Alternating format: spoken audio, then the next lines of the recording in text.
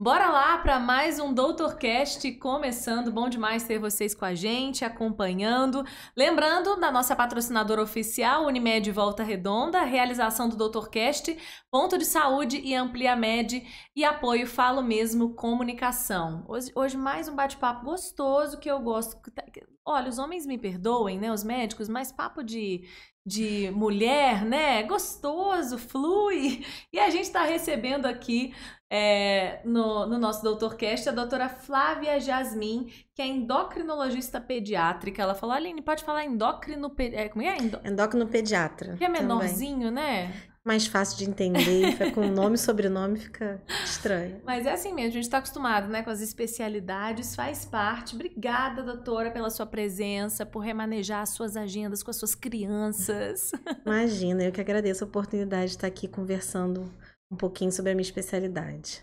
Sobre esse assunto que gera tanta curiosidade.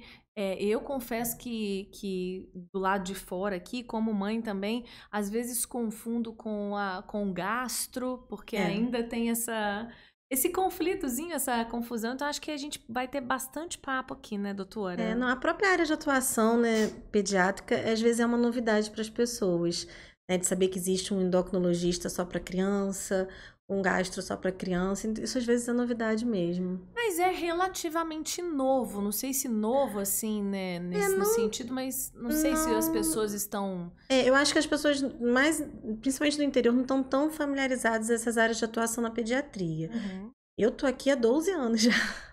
Não Né? é nada novo, gente. Não é nada tão novo, mas é uma coisa que as pessoas estão se habituando agora. Eu acho que a medicina ela vai sempre ampliando.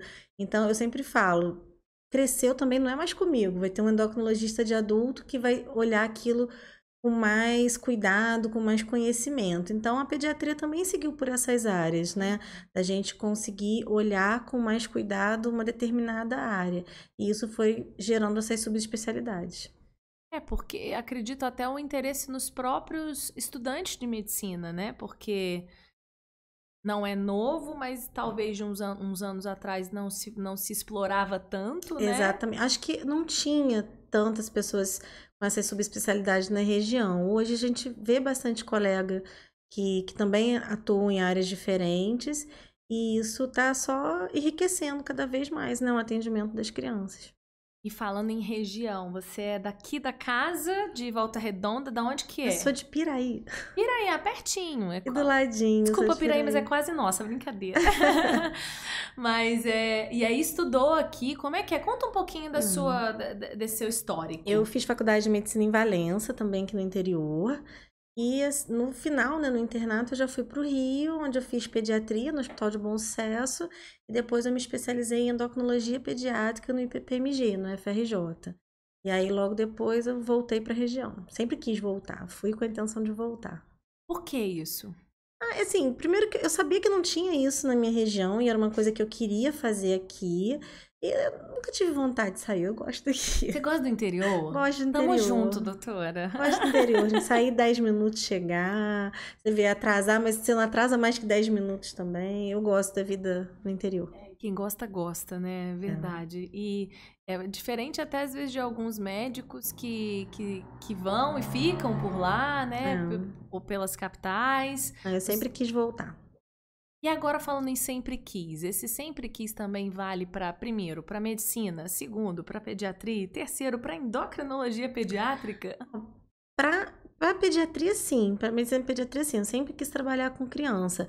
Mas a endocrinologia eu descobri na faculdade. Até porque quando eu entrei eu também não sabia que existia essas áreas de atuação. Para mim, pediatra era pediatra e via tudo. E aí, dentro da faculdade, eu tinha um professor que eu falo com ele até hoje, sou muito fã dele. E ele me apresentou essa questão da endocrinologia pediátrica. Eu tinha colegas que queriam fazer endocrinologia, ele pegou e separou um turno só para crianças que tinham patologias endócrinas. A princípio, para essas amigas que queriam fazer endocrinologia, ver algo na área de atuação delas.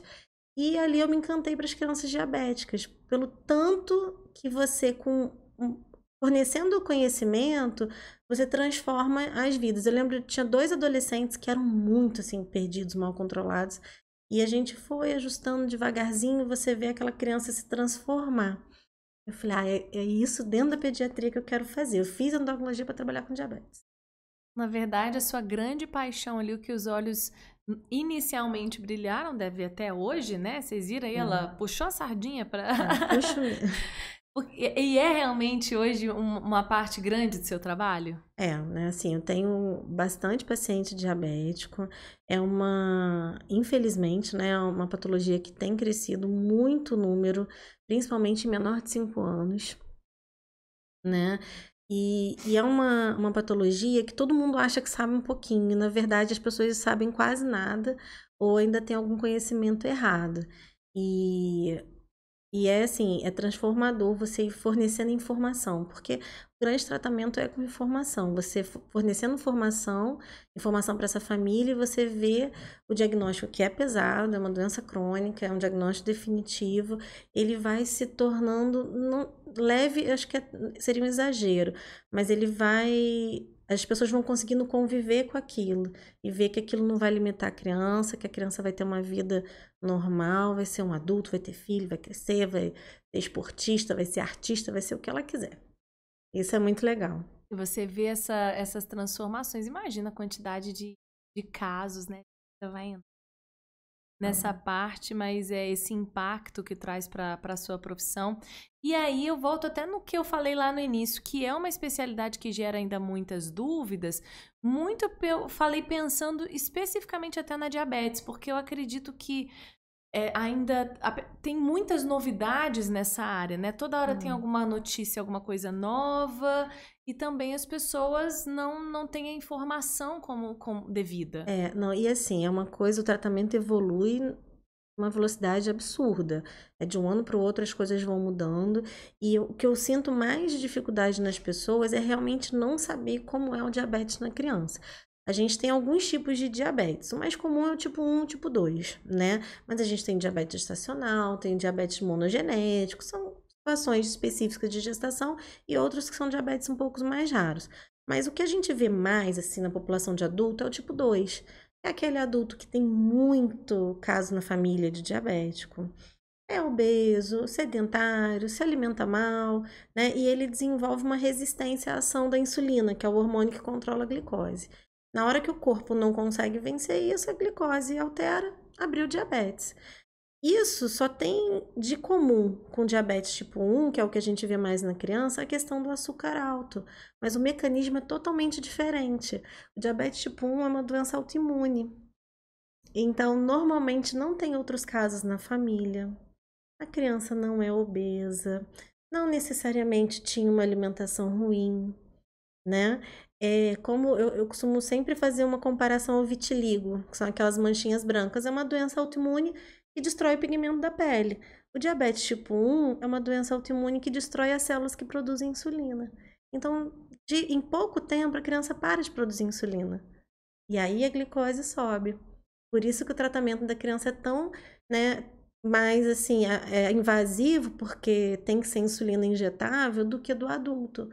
Porque o adulto, quando abre o diabetes, pelo mecanismo ser diferente, pode fazer um tratamento com comprimido, faz a dieta e atividade física, às vezes consegue retirar o medicamento, e a criança não.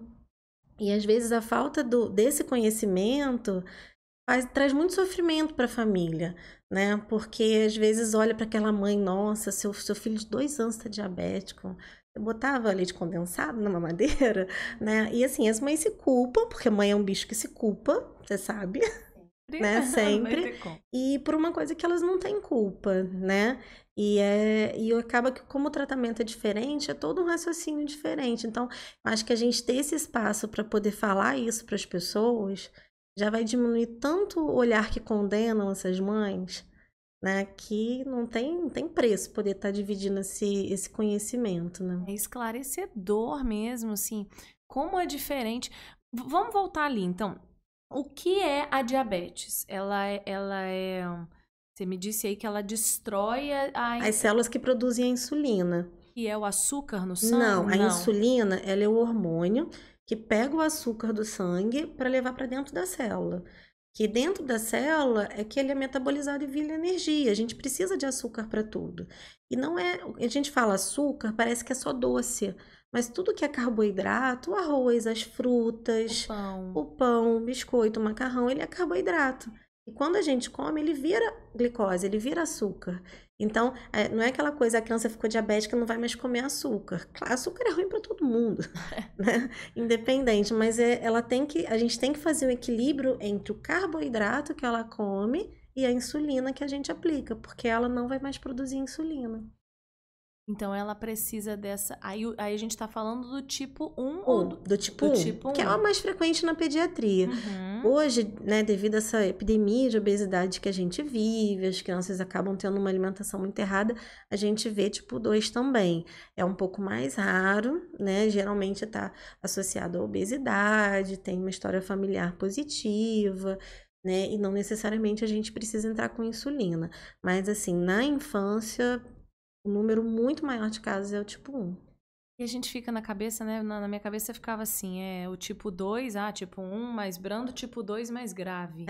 Na verdade as pessoas acham o contrário, acham que tipo, o seu tipo é o tipo ruim, que é o tipo 1, porque usa insulina, aquele mito da injeção, né? De usar um medicamento injetável. Eu já fazia a conta inversa, né? Se é 2, é potencializado. Tipo, o número é maior, o número é mais. Então, mas na verdade, o A2, então, ela é mais branca. Não digo mais. Assim, na verdade, são doenças que têm o mesmo nome, mas são muito diferentes. O diabético tipo 1, ele é um livro em branco. Né? Ele parou de produzir insulina, os sintomas eles se manifestam de forma muito rápida, que é beber muita água, fazer muito xixi, a criança emagrece, a criança perde 2, 3 quilos em uma semana, você vê seu filho ficar doente, você vê que alguma coisa está acontecendo, é muito rápido, mas também não tem nenhuma lesão, porque o que faz a lesão no diabetes, as complicações, é a exposição crônica ao açúcar alto. E aquela criança, assim que ela começa o açúcar a subir, ela dá muito sintoma e você faz o diagnóstico. O diabetes tipo 2, ele é mais silencioso. Então, às vezes, o adulto, ele já está exposto a uma glicemia alta durante anos, porque a glicemia alta, não tão alta quanto a da criança, ela pode trazer sintomas muito discretos, e quando você faz o diagnóstico, ele já está com um monte de complicação. Então, depende muito do ponto de vista para você falar qual que é pior. Acho que o pior diabetes é aquele que você não controla. E aí ele vai trazer consequências ruins. O diabetes tipo 1 pode virar 2? Existe isso? A gente fala até um pouco de diabetes 1/2, que é quando às vezes a gente tem o diabético tipo 1, mas que junto com o quadro de obesidade. Às vezes a gente tem até uma dúvida na hora do diagnóstico, que já era uma criança obesa, né? Que poderia desenvolver um diabetes tipo 2, mas teve essa autoimunidade e acabou desenvolvendo o diabetes tipo 1. Então, não é que um vira o outro, né? E como saber? Ter essa associação. A gente faz exame. Como o diabetes tipo 1 é uma doença autoimune, a gente consegue dosar esses anticorpos, né? E aí a gente confirma o diagnóstico. E a história também é muito diferente. O diabetes tipo 2, ele tem obesidade. Uma coisa que é muito comum no diabetes tipo 2, que as pessoas veem na rua e às vezes não sabem que tem relação, é o que a gente chama de acantose nigricans. É um pescoço escurinho, né? Que às vezes as mães acham, nossa, isso é caraca, né? Não tá tomando banho direito. E você vai ver, é um sinal de resistência insulínica. Isso tanto no adulto quanto na criança. Tanto no adulto quanto na criança. Isso já é um sinal que metabolicamente aquele paciente não está bem. Provavelmente ele é sedentário, tem uma obesidade grave, uma alimentação ruim, e isso atrapalha a insulina a trabalhar. E aí o corpo precisa produzir muita insulina para manter a glicose normal. Esse excesso faz ficar escuro. Pescoço, axila, às vezes algumas outras regiões de dobra em casos mais graves. Então tem essa diferença, tem esse sinal também. Vamos lá, e vamos falar de sinal, então, de sintoma.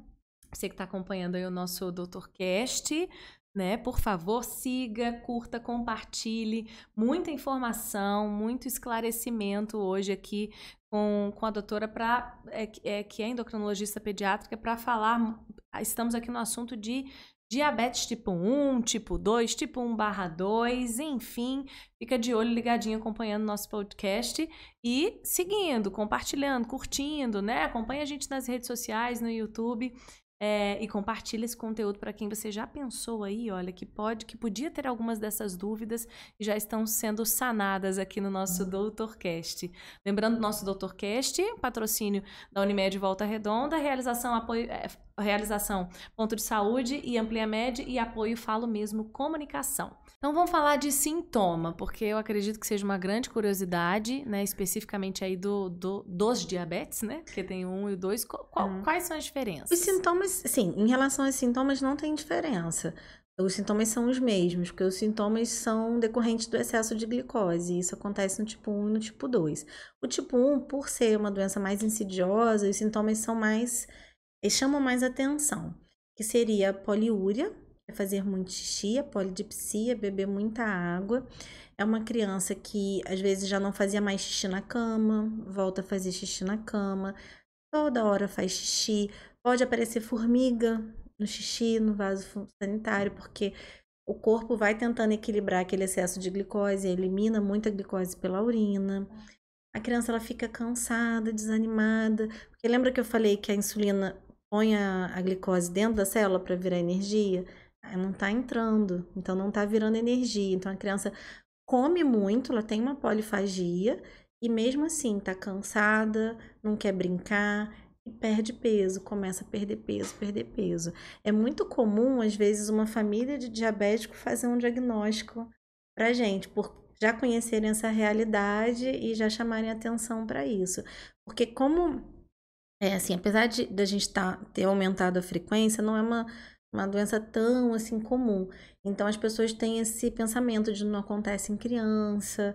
Ah, não, mas é muito pequena, não come doce, não vai acontecer.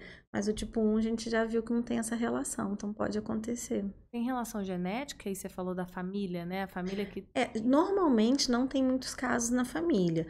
Tem alterações genéticas que a gente vê no diabético tipo 1, mas essas alterações podem acontecer na população geral, não é uma alteração que tem e você vai desenvolver o diabetes. O diabetes tipo 1, ele é uma doença multifatorial. Então, tem um fundo genético, tem questão ambiental, tem questão infecciosa. A gente vê até que tem uma sazonalidade de acordo com algumas infecções, infecções virais. Alguma época é mais propícia? Sim, essa época de inverno. É mesmo? É a época que a gente tem mais abertura de quadro.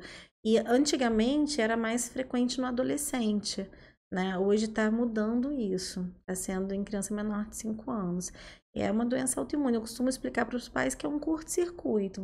A criança começa a reconhecer aquelas células do pâncreas como fosse uma bactéria, um vírus, e produz os anticorpos contra esse órgão, isso. né? E aí, quando essa destruição está em torno de 80%, os sintomas vão começar. Muita água, bebe muita água, muito xixi, emagrece, cansaço, desânimo. Esse xixi, ele pode ser a qualquer hora do dia? É o tempo inteiro. A criança vai no banheiro toda hora. E à Então, noite, às hora... vezes, ela não consegue controlar. Aí volta o xixi na cama, volta a enurese noturna. É toda hora diferente, né? Que os pais percebem essa... Assim, é acima do normal. Você vê que aquela criança tá bebendo água muito além do que ela bebia. Tá indo no banheiro muito mais vezes do que ela ia normalmente. É diferente. E é repentino mesmo? Porque, na verdade, você disse que nessa época de inverno podem ter os quadros infecciosos, virais, que acho que fazem, né? Ajudam a... E assim, nessas situações de estresse, tanto infecciosos quanto emocionais, o corpo, ele produz alguns hormônios que atrapalham a insulina agir. Então, a gente precisa de mais insulina, né? Durante uma infecção, durante um estresse até emocional. Por isso que às vezes os pais se separam ou tem uma briga e a criança abriu diabetes. Pronto, a diabetes emocional.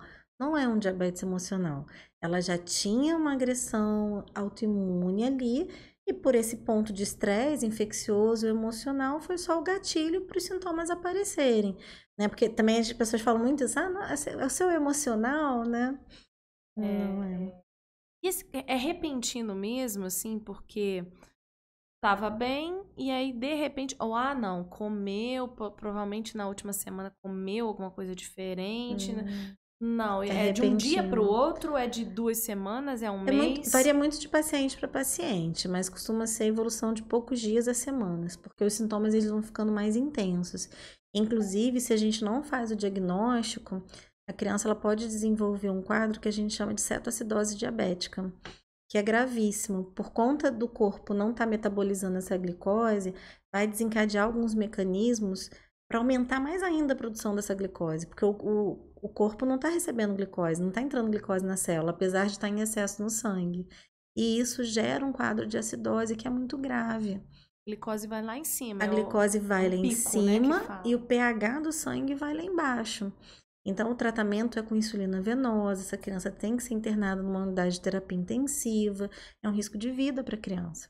E qual que é o sinal disso? Ou é realmente uma falta de percepção, às vezes, de que aquilo está acontecendo? Na verdade, esse quadro vai piorando, a criança vai ficando mais caída, pode começar a vomitar, queixar de dor abdominal. Tem uma coisa que é muito típica, que é o que a gente chama de hálito cetônico.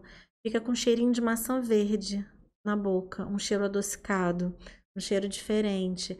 E isso é um sinal de cetose, que essa criança está entrando em acidose metabólica mesmo. E aí é um quadro mais grave que a gente divulgar os sintomas e os sinais do diabetes permitem com que os pais percebam os sintomas e a gente faça o diagnóstico antes de chegar nesse extremo. Claro, é conhecimento mesmo, né? É uma Exatamente. atenção redobrada, porque a gente tem muito essa sensação, a gente conhece o nosso filho, mas os olhares precisam estar muito atentos a qualquer sinal, porque pode começar sutil e avança rapidamente, como você disse, rapidamente. Né? Porque se a criança está abrindo aquele quadro e faz uma amidalite, ela vai ter um estresse infeccioso. E aquilo ali pode desencadear uma cetoacidose em forma mais rápida.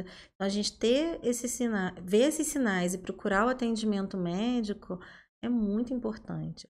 Porque eu vejo vejo muito isso em alguns pacientes, que é negar. Às vezes até sabe que diabético bebe muita água, faz muito xixi, mas meu filho tem 4 anos só. Ele não come doce. Ele não vai ter diabetes. Como se o doce fosse, por conta desse mito popular de diabetes, açúcar, acabou. Ah, ficou diabético, não come açúcar, vai ficar tudo bem. Mas não é, no caso da criança é bem diferente. E no caso desse tipo 1 especificamente, bem diferente. Claro que aí a gente entra na questão da alimentação, e é muito importante.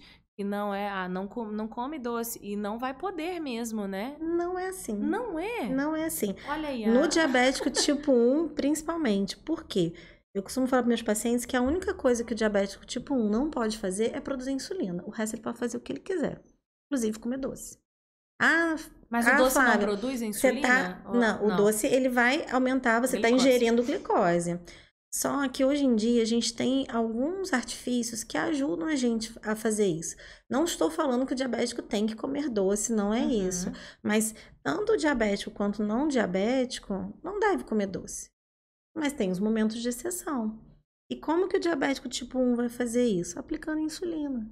Porque se eu que não sou diabética comer um bolo de chocolate, eu vou estar ingerindo uma quantidade muito grande de carboidrato, vou ter uma quantidade muito grande de glicose no meu sangue. Eu vou lá e secreto insulina.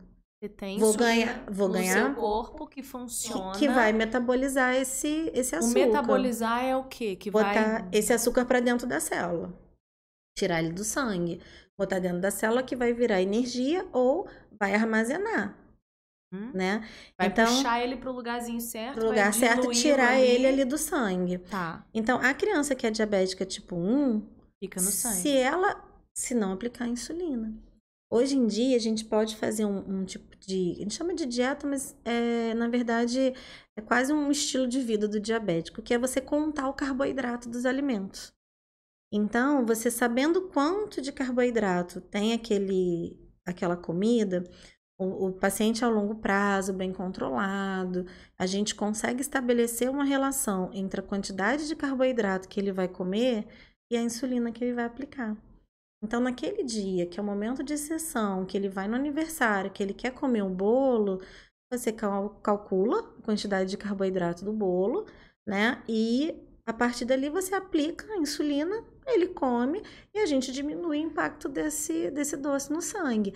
Claro que se a gente comer saudável, essa relação é mais fácil, esse controle é mais fácil. Então, comer de forma... Não é assim, ficar comendo doce não, vou aplicar... Exatamente. Tem problema? Vai ficar gordo e vai ter os problemas da obesidade, né? E pode ter lá na frente o tipo 2, enfim. E ter as complicações outras complicações. em relação à obesidade. Mas isso permite que a criança tenha uma vida, né, normal. Ela vai na festinha, vai tudo. A única coisa que ela vai ter que fazer é aplicar insulina. E essa aplicação, primeiro assim, imagino que essa contagem, né, essa contabilidade de proporção, tudo é uma tabela que vocês auxiliam. Assim, na verdade a gente tem vários manuais que vão te dizer quanto de carboidrato tem em cada coisa. Por exemplo, uma colher de sopa de arroz tem 5 gramas de carboidrato. Se eu coloquei 4 colheres, são 20 gramas de carboidrato do arroz, fora as outras coisas, você vai somando. Existem hoje aplicativos também, que você vai colocando, que vai comendo e ele conta o carboidrato para você. É sempre importante a família ter um conhecimento em relação até à própria matemática, porque, por exemplo, uma fruta, uma banana tem 15 gramas de carboidrato, mas tem banana maior, né? E aí, quanto que é aquela banana que ele vai comer? Então, a gente precisa fazer uma relação. Geralmente é assim, são 15 gramas de carboidrato, uma banana que tem 20 gramas de peso. A banana que ele vai comer tem 15, faz uma regrinha de 3, tem aplicativo que faz isso também. E você sabe quanto que é aquela banana que ele vai comer. Então, às vezes, alguns alimentos envolvem pesar, para você saber. Mas aquela balancinha em casa. Aquela balancinha. Mas a grande maioria a gente usa medida caseira, colher de sopa. Os alimentos industrializados têm uma tabela nutricional que mostra. Por exemplo, se você pegar um biscoito qualquer, ele vai estar assim, né? A cada 3 unidades contém. Ou a cada 5, depende do que você for ver. Carboidrato, 14 gramas. Carboidrato, 17 gramas. É isso que a gente usa para fazer a contagem. Então, você consegue ter uma liberdade alimentar. E é uma disciplina, né? É uma disciplina. A disciplina você tem que ter. Hábitos, né? Eu falo que o diabético, ele tem um pouquinho mais de obrigação de ter uma alimentação saudável do que as outras crianças. Porque se a gente não controla a alimentação, fica difícil controlar a glicose. E a glicose alta traz complicações ruins. Então, eles têm que ter uma alimentação saudável. A alimentação de uma criança diabética, tipo 1 de 8 anos, tem que ser tão saudável quanto uma alimentação de uma criança não diabética de 8 anos. Então, ele tem que adquirir os alimentos, os nutrientes necessários para o crescimento, desenvolvimento normal dele. E aí, você tem 2 opções. Você pode trabalhar com as doses fixas, que a criança tem que todo dia comer mais ou menos a mesma quantidade de carboidrato. E tem a contagem de carboidrato, que dá essa liberdade de comer mais e comer menos, porque todo mundo só pensa no mais, né, no diabético, né? Que vai querer comer um doce, uma sobremesa, mas não, às vezes não tá com fome. E aí tá empurrando, né? Se você faz aquela dieta e tem que comer 4 colheres de arroz aquele dia a mãe queimou arroz, a criança vai ter que comer arroz queimado, porque senão ele não vai ingerir a quantidade de carboidrato combinada. Se você faz a contagem, aquele dia a criança não tá com apetite por algum motivo, você diminui a dose de insulina que você aplica. Então, a gente pensar que o diabetes tipo 1 não tem cura, é uma doença que a criança vai conviver a vida toda com ela, você flexibilizar a rotina, eu acho que ajuda muito na adesão no tratamento. Tem que ter uma relação muito saudável com a comida, com a comida, né? exatamente. O emocional ali, para não virar um peso. E aí vem todo esse conjunto familiar. Agora, existe uma dosagem fixa de quantidade, vai depender do como aquela criança está, da idade daquela criança. Isso é de paciente para paciente. Cada paciente tem uma necessidade individual. A gente tem um cálculo para começar, que é por peso, né? E a gente sempre divide em dois tipos de insulina, não é um só. É uma insulina de ação lenta e uma de ação rápida, sempre. Qual que é a diferença disso? Porque a gente tem 2 tipos de secreção, vamos dizer assim, de insulina diferente. Uma secreção basal, que mesmo a gente sem estar comendo, sem estar ingerindo carboidrato, a gente secreta uma quantidade mínima de insulina nas 24 horas do dia. E quando a gente come, a gente libera um tanto maior pelo carboidrato que a gente come. E a gente não consegue imitar isso com um medicamento só. Então, uma de ação lenta para imitar a nossa secreção basal e uma de ação rápida para fazer os bolos. Na refeição, para o que você vai comer e para quando a glicemia estiver alta, você conseguir trazê-la para o normal. Então, são sempre 2 tipos de insulina. Mas não aplicados juntos? Depende, porque tem alguns tipos de insulina basais, algumas têm horário fixo, outras têm flexibilidade, e pode acontecer que o horário da insulina basal seja no horário que a criança vai comer. E como o mecanismo de ação é diferente, uma age lento, tem insulina que age 24 horas no dia, tem insulina que age até um pouquinho mais de 24 horas, tem insulina que age menos, você tem que aplicar 2, 3 vezes ao dia, pensando em basal. E as insulinas rápidas você tem que aplicar a cada refeição. Então pode acontecer de coincidir as duas. Então não tem problema nenhum você aplicar, porque uma vai agir de forma lenta e outra vai agir naquele momento. Como que é importante o conhecimento pra gente, né? Mas assim, pra essa família de como é o funcionamento, porque às vezes não é fácil, imagino Não, que é complicado. é um processo de várias consultas ali, de compreensão. É assim, na verdade, é uma educação continuada, porque é muita informação. É muita coisa, é muito detalhe. Lembrando que essa insulina ainda é injetável, então a mãe não está preparada normalmente para aplicar uma injeção. Hoje a gente tem mecanismos de aplicação, que são as canetas de aplicação, a gente tem as bombas infusoras de insulina, que diminui essas picadinhas de caneta ao longo da vida. Essa bomba infusora é como? É um sistema de infusão de insulina. A criança que faz as múltiplas doses, que é utilizando caneta ou seringa, hoje em dia muito pouco paciente usa seringa, a gente está usando bastante sempre caneta. A caneta é aquele disparozinho? É igual uma canetinha mesmo, você coloca a dose e aplica. Né? Aperta igual canetinha mesmo.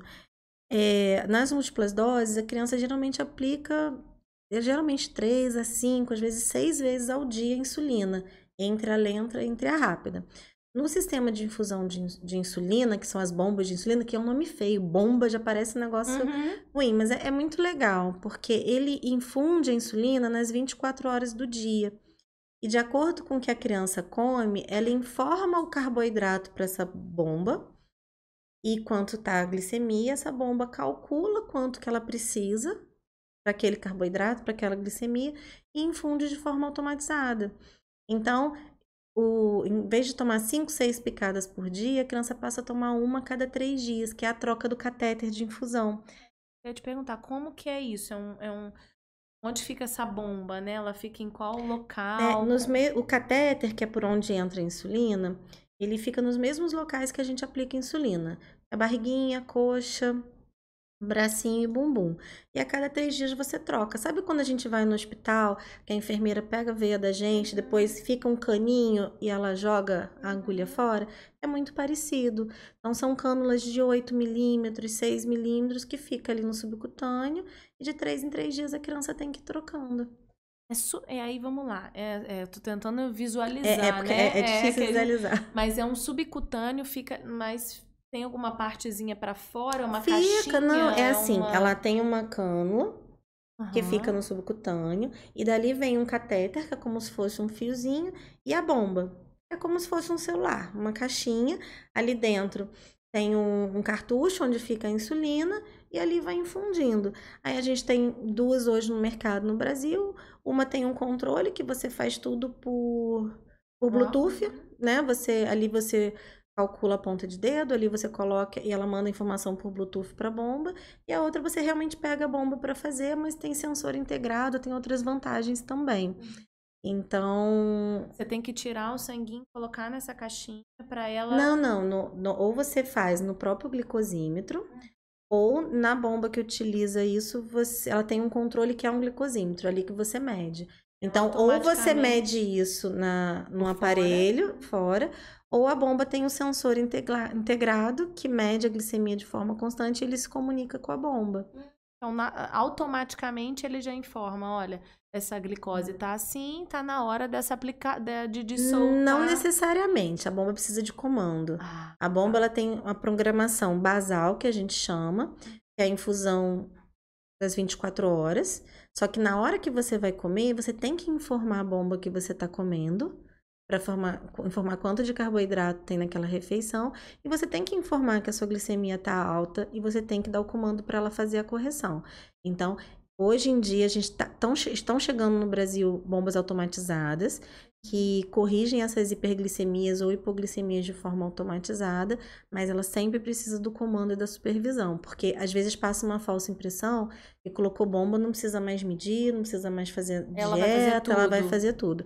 Não, é maravilhoso, mas ela tem que estar sob supervisão e sob o comando da família. E dessas formatações aí de aplicação, né, enfim, porque de alguma forma essa criança precisa da insulina, a bomba ela é a melhor, a caneta também veio também de forma bem prática, né? A caneta facilita muito. A bomba ela tem algumas vantagens. Hoje o melhor tratamento fica entre múltiplas doses, que é você aplicar sempre insulina várias vezes ao dia de acordo com o que você come, ou fazer isso através da bomba. A bomba para criança ela tem algumas vantagens por conta da dose. Em caneta de insulina, a gente tem caneta que aplica de 1 em 1 unidade de insulina e algumas marcas você consegue de 0,5 em 0,5. Para criança pequena, às vezes você aumentar 0,5 ou diminuir 0,5 é muito. E na bomba de insulina, você pode aplicar doses múltiplas de 0,1. Então, às vezes as pessoas acham que por ser um dispositivo eletrônico e tudo, não é coisa para criança, mas é o contrário. Para a criança é um benefício muito maior. Inclusive, pela Sociedade Brasileira de Diabetes, toda criança abaixo de 7 anos tem indicação de bomba. Mas nem sempre a família está preparada, né? Até porque é uma coisa cara, até é um tratamento bem mais caro. E aí, se não pode a bomba, a caneta não atende, aí vem a antiga e boa seringuinha que não, a seringa também, no mínimo, é de 0,5 unidades. Então, a seringa não ganha da caneta nunca. Não. Sempre a caneta ganha. A caneta é muito prática, a caneta é né? mais prática, menos chance de erro, né, na hora de aplicar. Então, a bomba é uma coisa muito legal, né? A tecnologia hoje ajuda muito no diabetes. Porque mesmo que a gente não use uma bomba por conta de custo, os aplicativos fazem esses cálculos igual a bomba faz, né? Para você poder utilizar a contagem de carboidrato. A gente tem alguns aplicativos que fazem. Ah, mas eu não gosto de celular. A conta dá pra gente fazer. Eu sempre ensino a fazer primeiro, porque eu acho que você tem que saber fazer, né, para poder utilizar a tecnologia. Então, tem mãe que não gosta de aplicativo, faz a continha dela lá e aplica a insulina de forma tranquila. E a gente tem também hoje os sensores que monitoram a glicose, né? Que para criança pequena, para mãe, é uma coisa assim, uma tranquilidade. Fora do normal, porque quando você mede na pontinha do dedo, que é o clássico, que é o clássico, né? E é o mais confiável, né? Apesar dos sensores serem muito bons, na dúvida, sempre o que vale é a pontinha do dedo, você sabe a glicose naquele momento.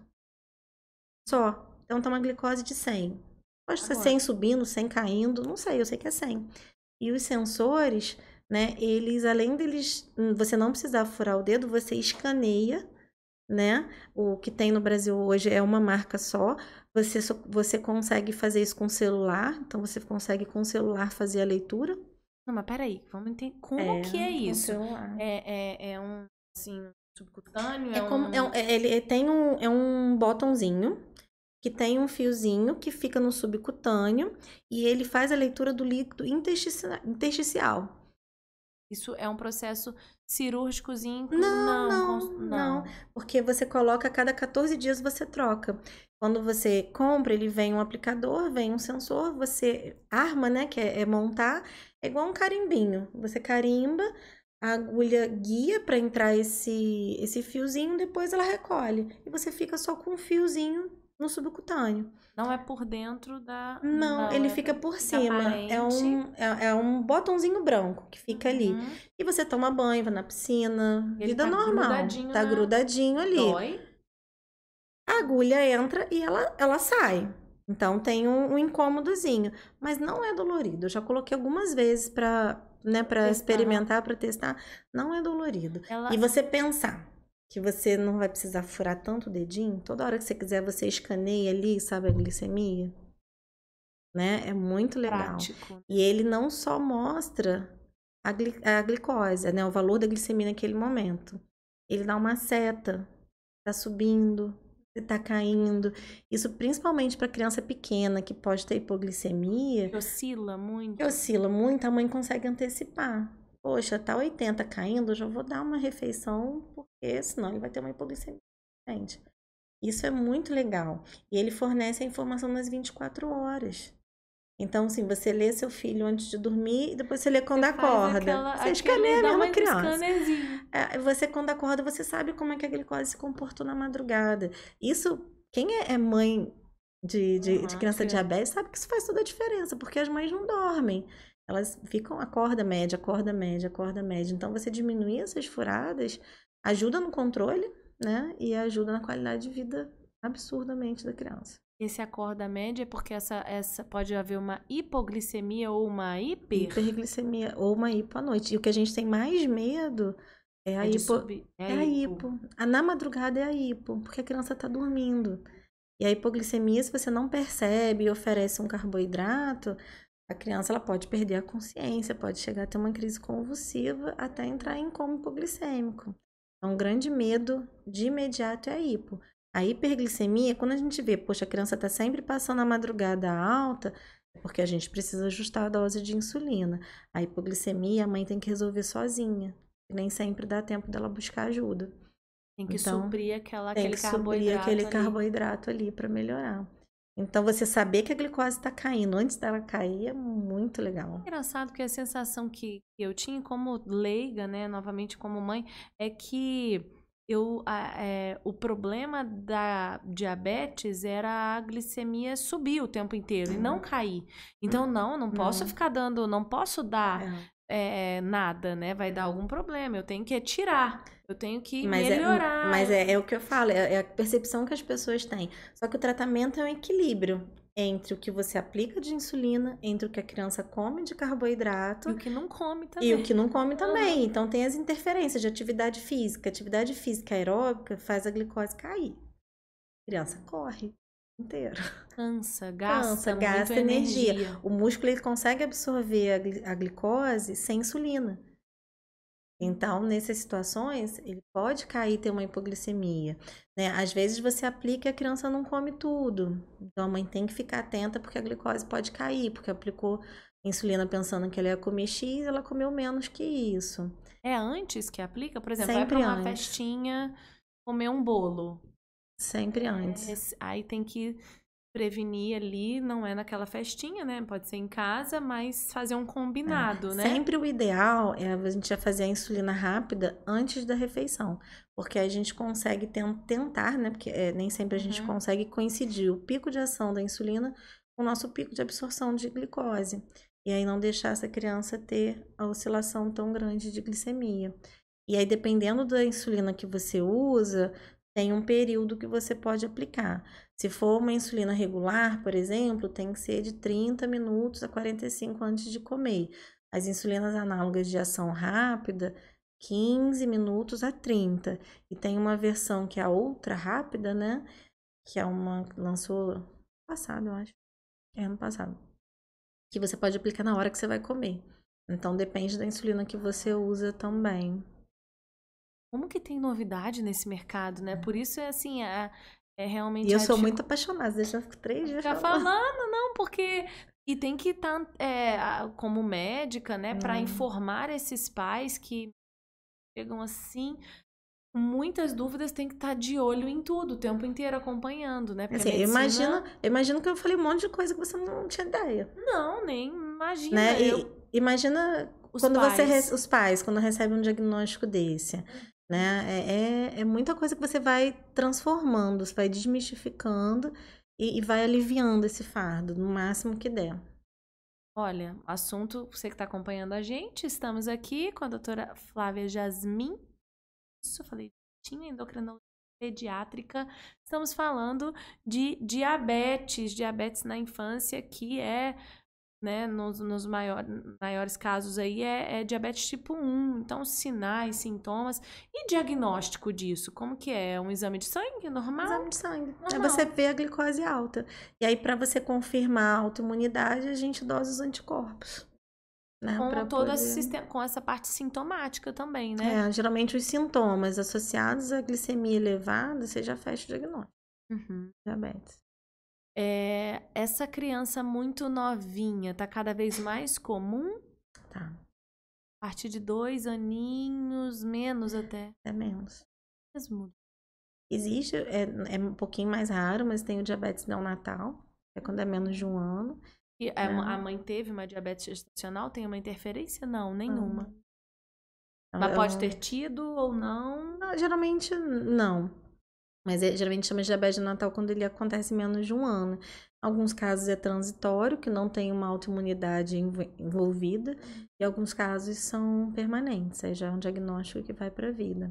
Porque a maioria dos diagnósticos são permanentes, né? Assim, talvez diabetes nessa infância... tipo 1, até o momento, é um diagnóstico que não tem cura, a gente tem controle, né? Porque como é autoimune, destruiu as célulazinhas que produzem insulina, essas células elas não regeneram, infelizmente. Por que essas crianças menores estão tendo cada vez mais?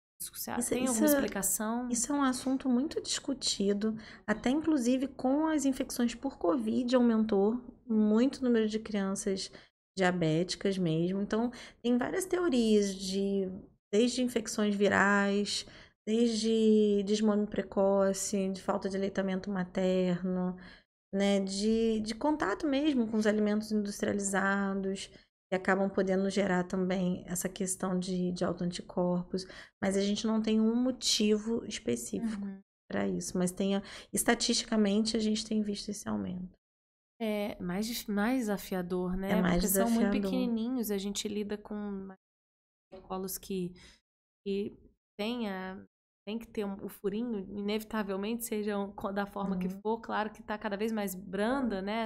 Sim, mas é delicado, né? Não, é delicado. E criança mama, às vezes mama peito. Como é que você sabe qual a quantidade que saiu do peito, né? Criança pequena às vezes não quer comer, e você aplicou insulina. É bem difícil. E principalmente por serem pequenas, o peso, né? Ser 10 quilos, 12 quilos, as doses são muito pequenas. E às vezes você não consegue fazer isso nas canetas, que é o que todo mundo tem acesso, né? E as bombas de insulina... Com a bomba. Aí, indicação de bomba. Só que não é toda a família que às vezes consegue aceitar, né, um tratamento de bomba, por ser tecnologia, tem a questão do custo, é um custo mais elevado. E aí vai pra seringa?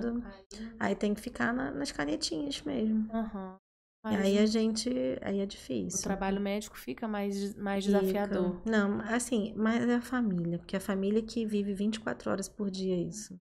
A gente vive, ajuda ali o máximo que der, mas as mães pâncreas, que elas geralmente são as mães pâncreas e os pais pâncreas, né? Se chama assim? Eles se chamam assim por eles fazerem o papel do pâncreas. Eles que têm que pensar em quanto de insulina que vai aplicar. A gente só ajuda, né? A calcular, mas eles que são os grandes heróis aí do dia a dia. Muito delicado. É um assunto que, enfim, é dentro da diabetes. A gente poderia falar muito sobre isso, mas acho que faltou alguma coisa. Acho que o principal a gente esclareceu, né? Sim. E assim, a gente fica aberto para dúvidas, chegar alguma coisa a gente conversa um pouco mais, tenta orientar essas famílias, porque é um universo muito grande mesmo. E aí a gente tem desde o pequenininho até o adolescente. E até adultos. Os adultos também podem desenvolver, né? O adulto jovem desenvolver diabetes tipo 1. Agora, vamos só recapitular um pouquinho aquilo que você falou sobre a diabetes emocional. Como que é isso, assim? Que se não existe, na verdade, ela não existe, né? Então vamos desmistificar. O que acontece às vezes, quando a gente está sobre algum estresse, quando a gente tem um hormônio do estresse chama cortisol. Se a gente vai fugir, se a gente vai fazer uma prova, que a gente fica nervoso, esse cortisol aumenta. E esse hormônio, ele atrapalha a insulina a trabalhar. Atrapalhou a insulina a trabalhar, a glicose sobe. Então, às vezes, a criança que é diabética vai fazer uma prova. A glicose sobe. Por conta desse mecanismo hormonal. Mas não é que o quadro emocional causou o diabetes.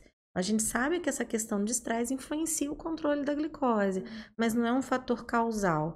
Não é aquela coisa, eu vou tranquilizar essa criança, vou dar um calmante, deixar ela tranquila e ela não vai subir mais a glicose. Não, a glicose dela subiu porque ela parou de produzir insulina por uma situação autoimune.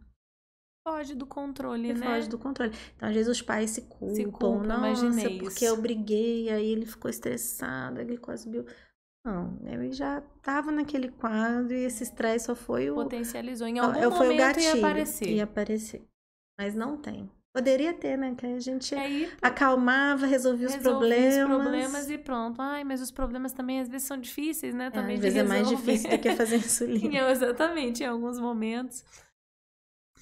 E aí, doutora, surgiu uma curiosidade aqui nos nossos bastidores, né? Sobre esse ponto, acredito que seja o extremo do diabetes, que é cegueira, que a gente, nossa, fulano ficou cego, ou fulano tem um machucado que não sara. Até amputações a gente escuta, Sim. isso é verdade? Sim, Acontece? sim. Essas são as complicações crônicas do diabetes. A complicação aguda é a hipoglicemia, né? Que a gente já conversou um pouquinho. Uhum. A gente tem muito medo dela na madrugada e a mãe tem que saber corrigir. Mas as complicações crônicas, elas envolvem complicações micro e macrovasculares. Quando o paciente ele fica exposto por longos períodos a glicemias altas, isso começa a causar lesão na microvasculatura. Então, os órgãos que têm mais vasinhos chegando, olho, rim, as extremidades, principalmente de membro inferior, são os primeiros a ficarem doentes. E o mais, né, triste da questão do diabetes é que essas complicações elas não são reversíveis, né? Então, a cegueira do diabetes, o diabetes é a principal, como é que fala? É a causa de cegueira evitável. É a principal causa de cegueira evitável que a gente tem. Porque se você tem um bom controle, você diminui essa chance de complicação. E às vezes o paciente, a hiperglicemia ela é muito silenciosa. Você ficar com uma glicemia de 200, você não está sentindo nada. Ela tá lá no alto. Por isso que é importante você estar sempre se monitorando para você saber o que está acontecendo e você tomar uma atitude. Porque se você não toma atitude, isso vai causar lesão na microvasculatura. Então você vai ter a retinopatia diabética, que pode levar à cegueira.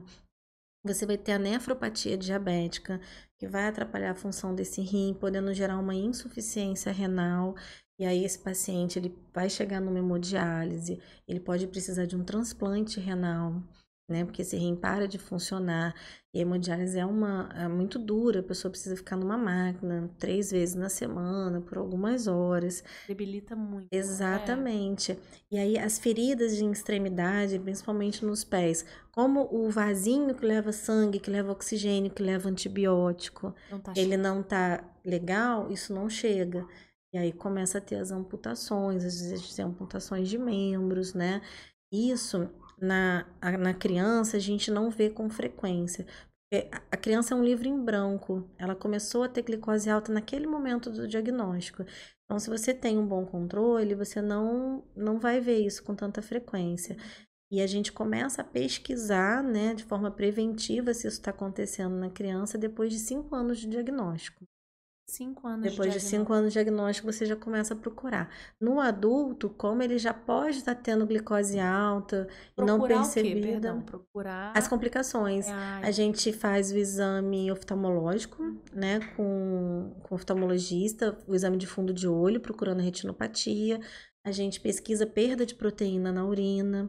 A gente começa a ensinar a criança a tomar cuidado com os seus pés, usar calçados adequados, fazer exames procurando algumas lesões, porque essa lesão microvascular também pode alterar a sensibilidade nos membros. Então, a criança de estar com um sapato que está machucando e ela não está sentindo, é quando fez uma ferida. Em criança é muito pouco frequente isso. No adulto, é um cuidado que o diabético tem que ter, é de cuidar dos pés, de ver um calçado confortável, para que não machuque e quando você vai ver já abriu uma úlcera, que vai ser mais difícil de tratar no diabetes mal controlado. Eu ia te perguntar, independente de estar controlado ou não, ou num problema ou qualquer diabético realmente precisa ter esses cuidados e em crises ainda mais. Todo diabético é importante ter esse cuidado, mas as complicações vão acontecer naqueles que não se cuidam a longo prazo. Não é uma coisa, minha glicemia chegou a 300, eu vou... Não, isso, ela tem que ficar em 300 ao longo dos anos, durante muitos dias. Tanto que hoje o bom controle no diabético é você tentar manter ele dentro de uma faixa-alvo a maior parte do tempo possível. Hoje a gente fala muito mais em time range do que em exame de sangue. É o tempo no alvo. O alvo glicêmico é de 70 a 180. A gente consegue deixar esse paciente pelo menos 70% do tempo ou mais dentro desse alvo, sem expor ele a mais de 4% do tempo em hipoglicemia, ele é bem controlado. A chance dele ter essas complicações é muito pequena, diminui muito. E é o pensando aqui para pensar, para ter o resultado também lá, né? Claro que você tem o resultado aqui, mas... Por isso que tem que ter muito conhecimento, porque como é silencioso, você não tá sentindo, né? E assim, na hora que aconteceu, lesionou, parou, teve uma retinopatia. O oftalmologista vai fazer laser, vai tentar controlar, mas se a lesão que tá ali, ela não volta. Aí, a partir de hoje, eu vou me tratar, vou fazer tudo direitinho. Aquela lesão não volta. A gente melhorar o tratamento, você tenta impedir que avance mais, mas não regride. Então, a prevenção, o controle, você manter essa criança ou esse adulto com uma glicemia boa a maior parte do tempo é imprescindível. 100% do tempo é muito difícil também. A gente tem que ter esse outro lado para as mães também não se culparem, né? Ah, subi um pouquinho, o que eu faço? Não, vai subir. A gente às vezes precisa ter essa percepção de aumento para poder aumentar a dose, né? O que não pode ser é uma hiperglicemia mantida. Agora, quando você fala em silencioso, você não sente. Você não, quando ela sobe? Você não sente quando ela sobe. Isso adulto ou criança? Adulto ou criança. A Aqueles hipoglicemia... sintomas são de hipoglicemia. Não, aqueles sintomas de beber muita água no xixi é o de a hiperglicemia mantida, né? Mas com a hipoglicemia você sente bastante. A criança sente o coração acelerar, sua frio, é um mal-estar. Você sente e resolve na hora. Mas aquela glicemia que não tá tão alta, né, de tá 400, tá ali 200 e pouco. Ela tá alta, mas ela tá não alta e a pessoa começa a se adaptar naquela situação. Ela sabe? não é suficiente, às vezes, para trazer um sintoma de alerta. Ela não passa a beber mais água porque a glicose subiu. Ela tá sempre com a glicose alta, ela já toma bastante água, ela já faz bastante xixi. Aquele vira o normal dela. E ela não sente. A hipoglicemia, você sente mal. Você sente fome, você começa a tremer. A gente sente, né, que não é diabetes. Você começa, nossa, gente, mal-estar. Você fica mal-humorada, você fica irritada, né? Às vezes a visão fica embaçada, o coração acelera, você quer resolver aquilo. A glicose alta, às vezes até a criança, quando tá muito tempo com a glicose alta, você começa a baixar, chega em 100, 120, que é uma glicemia boa para não ter sintoma, a criança começa a sentir sintoma de hipo, porque ela habituou naquilo, né? E aí você passa a não perceber, vira o seu normal. Aí que é o perigoso. Às vezes um pico, ele é até mais alerta do que Exatamente. essa que fica... As crianças que são muito bem controladas, às vezes, quando sobe muito, elas sentem. Porque elas começam a sentir muita sede. Elas, sabe, elas começam a ter um mal-estar em relação àquilo. Não é muito comum, mas elas têm, né? Mas a quem é sempre mal controlado, não sente nada. Aí é o perigo. É quando a gente vai ver, já foi. Por isso que é a importância do classicão check-up também, né, doutora? Exatamente. É clichê, né? Mas é importante a gente se cuidar, porque às vezes a gente tá achando que tá aparentemente tudo bem, tá um tempão sem fazer aquele... Poxa, Assim, você receber um diagnóstico desse é ruim, mas você não fazer um diagnóstico é pior. Porque aí você pode fazer numa situação mais grave. Você pode... Com o diagnóstico, a gente fala isso aqui. É possível tratar, olhar diretamente para isso e trazer hoje as soluções. Ensina. Assim, por isso que hoje a gente busca contagem de carboidrato, sensor, bomba, aplicativo, monitorar várias vezes, você controlar bem diabetes tipo 1, aplicando insulina 1, 2 vezes ao dia. Isso não vai acontecer. Tem que ser várias vezes ao dia, é múltiplas doses, seja com caneta, seja com seringa, seja com a bomba de insulina.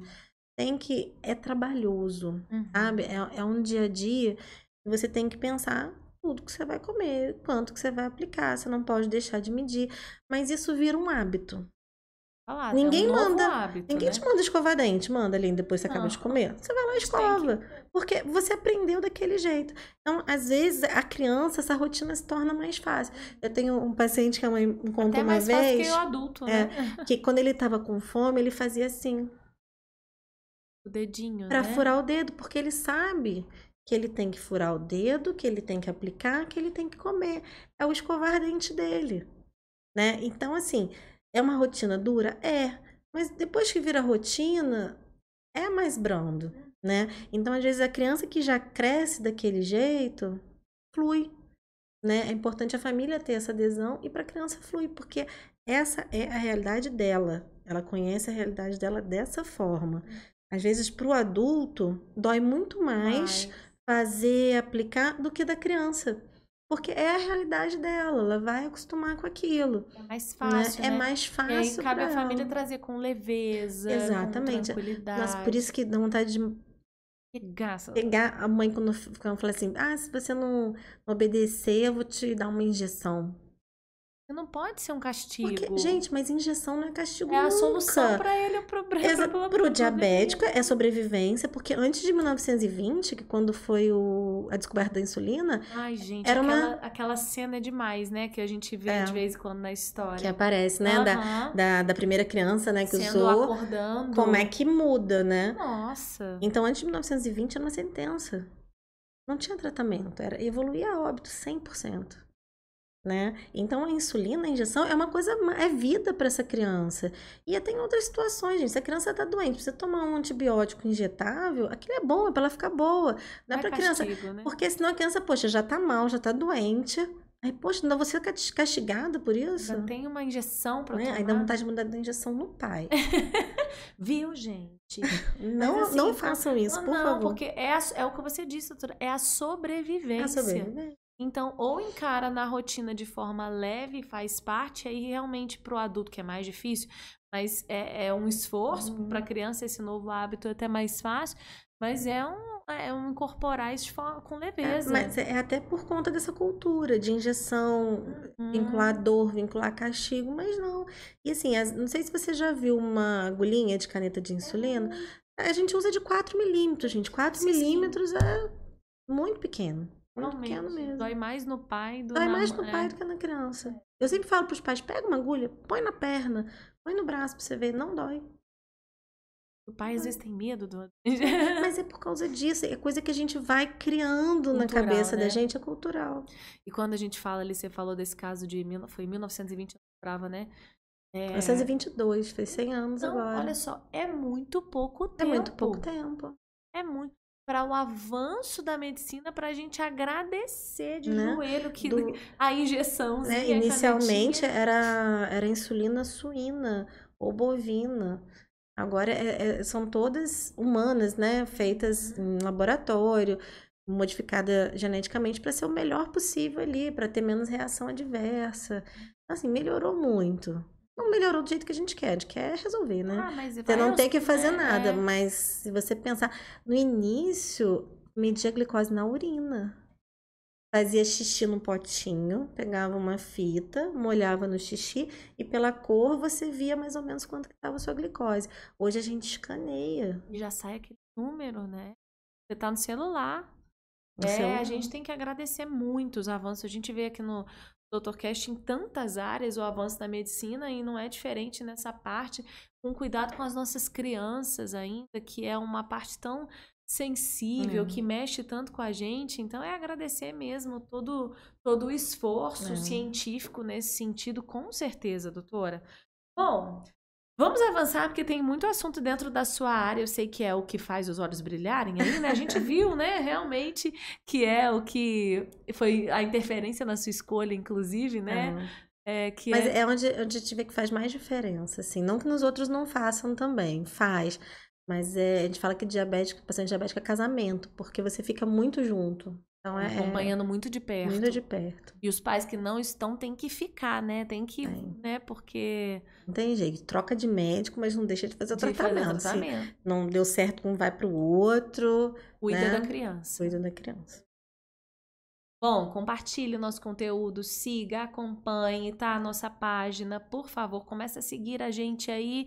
Sua inscrição, seu like é muito importante. Estamos falando de diabetes na infância com a endocrinologista pediátrica Flávia Jasmin, doutora que está aqui batendo um super papo, esclarecendo muita coisa pra gente. Ela que é de Piraí, mas trabalha lá um pouquinho. Ela disse que ela trabalha uma vez na semana lá. e que fica também a maior parte do tempo aqui em Volta Redonda. Aqui a gente vai segurar ela, hein? Agora, doutora, a sua área é muito vasta, a gente sabe que é importante, os médicos nicham mesmo, né? Tem um foco de atuação, mas eu queria falar um pouquinho sobre a obesidade infantil, que eu acredito também que ao longo dos anos, cada vez mais, pelo menos é a percepção que eu tenho, aumentou, né? Não, aumentou muito. Eu até costumo falar com as mães, foto escolar, aquelas fotos de escola. Você pega, né, uma foto de 30 anos atrás, você vê que a maioria das crianças são magrinhas e é um ou outro mais cheinho. Agora é o contrário. Tanto que às vezes as mães vão achando que o filho tá com baixo peso, mas o peso dele tá certo. Mas é porque o ambiente tá tão obeso que aquele tadinho tá com um pezinho normal, parece que tá magrinho, porque realmente é absurdo. Eu acho que a questão da indústria alimentícia, do acesso fácil a comidas industrializadas, alimentos altamente processados, isso tá na vida da criança de uma forma que é difícil controlar, porque a indústria, ela embute tanta coisa na cabeça dos pais que é impressionante como as mães erram, às vezes, por não saber que estão errando. Que mãe que não quer dar um danoninho? Não pode falar, né? Pode falar, Pode. um danoninho. Não quer dar um danoninho, né? O clássico, né? O clássico. Não é alimento para criança, é um alimento ultraprocessado, rico em açúcar, né? E é tanta coisa mudando. Hoje, o excesso de tela. Também, né? Ficar realmente ali, aquela Exatamente. criança. Pela Sociedade Brasileira de Pediatria, até os 2 anos é 0 tela. 0, meu Deus. É muito difícil você ver uma criança. Hoje a gente vê a pessoa põe aquele negócio de segurar celular no carrinho. Pra Criança distrair. Não vê nem o que passar. A própria televisão. A própria televisão. E isso, às vezes não, sempre, vai gerar uma alteração alimentar. Se você não presta atenção no que você está comendo, ou você come demais ou come de menos. Você não come o que você precisa. Né? E hoje em dia, pela correria dos pais, né? Quer fazer a criança comer, liga a televisão e vai colocando comida na criança. E aí a criança vai perdendo a percepção. Nem a gente tem, né? Como nem mãe, a gente tem, a gente exatamente. Não percebe quando viu. Nem sei quanto que ele comeu. Eu falo que assim, poxa, no cinema, você come um balde de pipoca. Ninguém come um balde de pipoca olhando pra parede, não come. Né? E o acesso virou uma cultura, que besteira é comida de criança. Doce é comida de criança. Não, mas toda criança gosta porque todo adulto ensina. E se você não ensinar, a criança não vai gostar, né? Então fica até os 2 anos também é 0 açúcar. E depois é com moderação. Mas tem toda uma indústria que te empurra a fazer coisa de doce, de excesso de açúcar para criança. Então, as mães têm que lutar para não cair nisso. É difícil, né? É difícil demais. Porque você imagina, a gente fala de tela, aí a gente entra na parte do sedentarismo, que aquela criança ela tá inerte, muito cômoda. E na pandemia isso piorou milhões de vezes, porque o acesso tava sendo... era tudo na tela, exatamente. As crianças deixaram de ser crianças. Aí a gente vem daquelas propagandas que no meio do caminho ali a gente tenta limitar, mas quando vê ainda tá falando de alimentos, de tanto que tem ultraprocessados. na legislação não pode ter propaganda de alimento mais para criança. Você pode ver que você não vê mais propaganda de biscoito recheado. É verdade. De chocolate. Você não vê mais na televisão. Porque antigamente tinha coisa, compre, para a criança pedir aquilo. Hoje não pode mais. Isso são atitudes públicas contra a obesidade. É porque nem precisa, né? A gente tá... Tem tudo quanto é lugar. Tá tudo tão fácil, E a vida tá tão corrida, o que é mais fácil? Você comprar uma caixa de waffle pra criança levar cada dia um. Ou uma fruta. Ou você Até uma fruta, a fruta você tem que comprar 2 vezes na semana, senão estraga. É verdade. Você tem que lavar, você tem que picar, você tem que preparar. Você tem que ter o hábito pra criança ter o hábito também. Porque às vezes tem que ser o exemplo. Tem que ser o exemplo, porque às vezes o pai e a mãe não comem, mas a criança tem que comer. Não, todo mundo em casa tem que comer. E isso tem que ir construindo ao longo do tempo, né? É muito difícil. A obesidade na infância, o mais difícil de tratar, porque você não trata a criança, você trata a família. E não é fácil você tratar a obesidade, nem no adulto, muito menos na criança. Se fosse fácil, gente, não tinha tanto obeso no mundo hoje. É difícil. Se você não tiver uma organização, se você não se programar, se você for pro rápido é o quê? É fast food, é aplicativo, é ultraprocessado. E a vida das pessoas realmente, né, com a pandemia potencializou, tá cada vez mais corrido, que a gente quer otimizar a alimentação, mas deixando isso tudo muito nada saudável e as nossas crianças acompanhando. Agora, quais os efeitos da obesidade nessa criança? Eu sei que a gente pode elencar aí. Não, um monte. Desde alteração ortopédica, vamos falar assim do que é mais, né, Vai. diferente. Ortopédica, a criança ela pode ter deformidade óssea pelo excesso de peso, né? Ficar com a perninha torta ou para fora ou para dentro por excesso de peso. A obesidade pode já causar alteração no colesterol desde a infância e dislipidemia na infância, você já começa a ter depósito de placas de ateroma. Então, isso vai ter a alteração para doença cardiovascular lá na frente. Desde a infância já tem depósito de placa de ateroma, né? A obesidade gera resistência insulínica, que vai chegar no diabetes tipo 2 ou uma resistência insulínica pura e simples na infância. E isso, engraçado, a insulina alta, ela atrapalha a perder peso, ajuda a ganhar. Então, a criança entra num ciclo vicioso. Então, assim, você pode procurar que você vai ver criança com pescocinho escuro, que já está tendo resistência insulínica com 5 anos, com 6 anos, e às vezes precisa tomar medicamento por conta disso, né? O que mais? Pode, principalmente na menina, adiantar o desenvolvimento puberal. No menino pode atrasar um pouco. Costuma, Um adianta e o outro atrasa. geralmente a criança obesa, ela é uma criança alta, porque costuma acelerar o crescimento também, e não necessariamente vai ser um adulto alto por conta dessas alterações puberais que podem acontecer, né? O que mais, gente? E o que é uma criança obesa? Vamos lá, o que pode ser considerado? Porque às vezes a gente olha e fala, não é. É só gordinho, gordinho, né? Fofinho, aquela coisa que a gente vai minimizando, tampando o sol com a peneira e taca ali sedentarismo, alimentação errada. Isso é muito comum, a gente não dá nome aos bois. Fala, tá gordinho, tá sobrepeso. Assim, uma coisa que eu sempre fiz é falar, é obesidade, não é obesidade, é sobrepeso, não é. É doença, né? É doença. Tudo em criança tem gráfico, né? Tem o gráfico de altura, tem o gráfico do peso e tem o gráfico do índice de massa corporal. Quando você calcula o índice de massa corporal e está acima do percentil 95, que é aquela última linha lá de cima, é obesidade. E é mais comum do que a gente imagina. Muito mais. Muito mais. É aquela mãe que chega no consultório descrente. E muitas vezes, coitada da mãe, a mãe não sabe que está dando coisa errada. Às vezes é esse industrializado, mas não é para criança isso, né? Aqueles cereais matinais. Nossa, cheio de E açúcar. às vezes a mãe faz um sacrifício para comprar aquilo, porque não é Pra normalmente agradar. uma coisa barata para agradar, e às vezes perde a percepção que às vezes a gente sentar e brincar de alguma coisa com aquela criança, sair para andar de bicicleta com ele, vai ser um jeito de agradar muito melhor do que dar uma besteira. É realmente essa sociedade cômoda que a gente quer, né? Exatamente. Isso é muito tóxico pra gente e pras nossas E crianças. assim, o açúcar, ele é extremamente estimulante, então às vezes a criança já não é fácil. E come um monte de açúcar, ela vai ser mais agitada ainda. A gente não entende porque é agitação, né? Mas às vezes Açúcar comeu agita. um chocolate. E o açúcar, ele é viciante. Quando a gente come açúcar, ele ativa as mesmas áreas cerebrais que a cocaína. Então, aquela criança que come muito açúcar, quando você tira também não é fácil, porque é uma abstinência de como fosse uma droga. Olha. Então, é difícil, sabe? Mas como que a gente consegue mudar isso? Mudando o ambiente.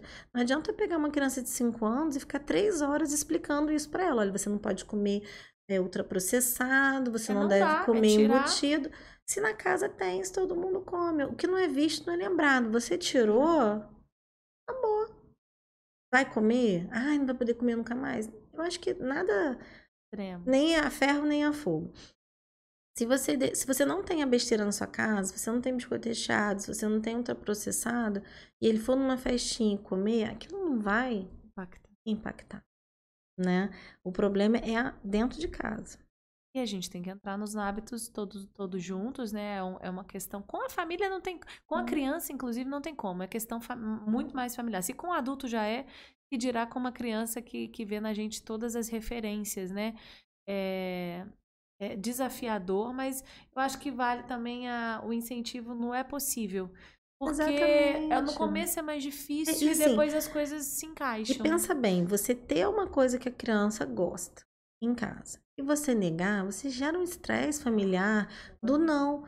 Exatamente, você não vai sair para comprar um refrigerante pro seu filho quarta-feira, 9 horas da noite, você chega em casa. Agora, você cansada, se você tiver um refrigerante na despensa e a criança começar a te pedir, você vai dar.